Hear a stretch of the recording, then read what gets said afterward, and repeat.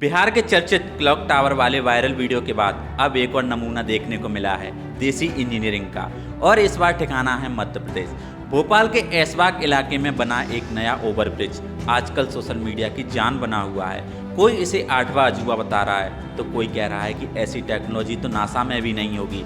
करीब 18 करोड़ की लागत से बना यह ब्रिज लोगों की नज़रों में इसलिए आया क्योंकि इसका डिजाइन इतना अनोखा है कि कोई भी इसे पहली बार देखता है तो हैरान हो जाता है।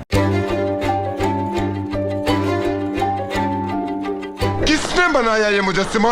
किसने बनाया ये मुजस्सिमा? वाह, ये तो दुनिया का 8वां अजूबा देख रहा हूँ भाई। हाँ। भैया भोपाल का 8वां अजूबा यही है। 8वां नहीं है भैया, इसको पहले पे रखेंगे अपन।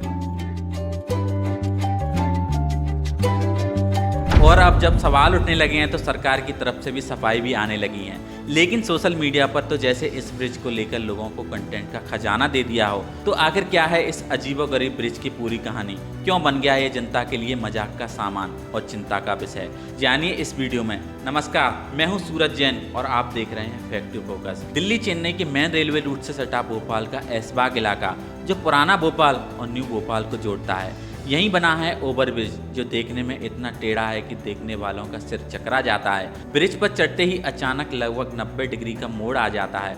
मतलब सोचिए, अगर कोई तेज रफ्तार से गलती से मुड़ गया तो सीधा ब्रिज के नीचे दिखाई देगा। इसलिए जब लोग इस डिजाइन का मजाक उड़ाने लगे तो सवाल पीडब्ल्यू के इंजीनियरों पर भी आने लगे जिन्होंने इसे अप्रूव किया था। ब्रिज बनाने वाला तो ठेकेदार था, लेकिन डिजाइन पास करने वाला तो एक सरकारी अफसर थे। और क्योंकि यह पुल रेलवे ट्रैक के ऊपर से गुजरता है तो रेलवे के इंजीनियरों की भी मंजूरी इसमें शामिल रही होगी। अब उन्होंने क्या अप्रूवल दिया क्या नहीं, वो बात अभी तक क्लियर नहीं हुई है। मीडिया रिपोर्ट्स की माने तो इस ब्रिज की प्लानिंग करीब 10 साल पुरानी है और मई 2022 में निर्माण शुरू हुआ था। 18 महीने में इसे पूरा करना था, पर वक्त लगा और 18 करोड़ रुपए भी।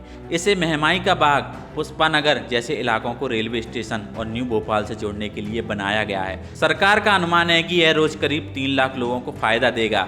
मकसद तो नेक था, लेकिन डिजाइन ऐसा कि सोशल मीडिया पर मीम्स की बाढ़ आ गई हो।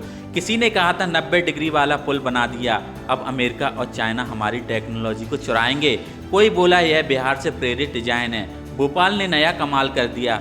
तो किसी ने पूछा, जब 18 करोड़ रुपए खर्च हो गए तब सबको डिजाइन याद आया। और अब असली सवाल यह है कि इसे तोड़ें या नहीं। तोड़ेंगे तो टैक्स पेयर का पैसा गया और नहीं तोड़ेंगे तो हादसे की आशंका बढ़ेगी। दोनों ही सूरत में नुकसान जनता का है।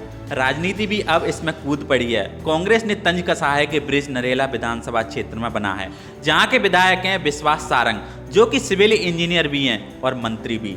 सवाल यह उठा है कि जब मंत्री खुद इंजीनियर हैं तो डिजाइन के नाम पर यह चूक कैसे हुई? कांग्रेस ने इसे सिर्फ लापरवाही नहीं बल्कि भ्रष्टाचार का उदाहरण बताया है। Traffic expert doctor Siddharth Rokade ने भी चिंता जताई है कि ब्रिज का शार्प टर्न हादसों का कारण बन सकता है। अगर ड्राइवर ने गति पर कंट्रोल नहीं रखा तो गाड़ी सीधे ब्रिज के नीचे दिखाई देगी। मंत्री राकेश सिंह ने सफाई दी है कि ब्रिज का डिजाइन 5 साल पुराना है और इसके हर पहलू को तकनीकी रूप से जांचा गया है।